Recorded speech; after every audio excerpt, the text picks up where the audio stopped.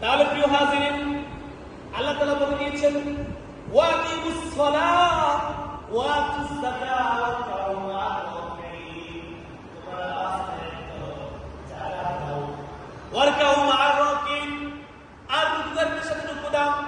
প্রিয় হাজিরিন, আল্লাহ তাআলা যেহেতু কোরআন কারীমের 82 জায়গাতে, কয় জায়গাতে? 82 জায়গাতে এই নামাজের নির্দেশনা দিয়েছেন।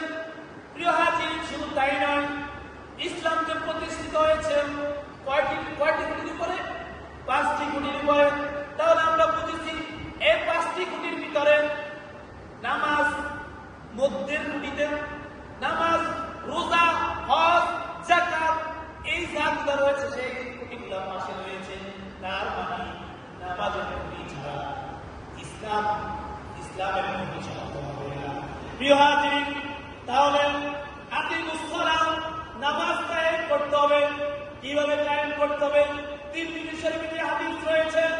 যাদের উপরে নামাজ ফরজ হয়েছে, কাদের উপর ফরজ? কাদের উপর ফরজ? যারা প্রাপ্ত বয়স হবে, প্রাপ্ত বয়স হওয়ার সাথে সাথে নারী পুরুষ তাদের উপর নামাজ কি হয়ে গেছে? ফরজ হয়ে গেছে। তাদেরকে নামাজের কথা বলতে হবে, তাদেরকে নামাজের কথা বলতে হবে।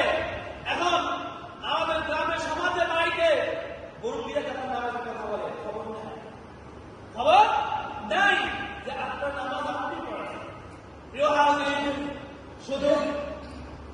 শুধু ইসলামের স্তম্ভই নয়, প্রিয় হাজিরিন, নামাজ পড়লে নিজের নেক আমলগুলা পরিশুদ্ধ হবে।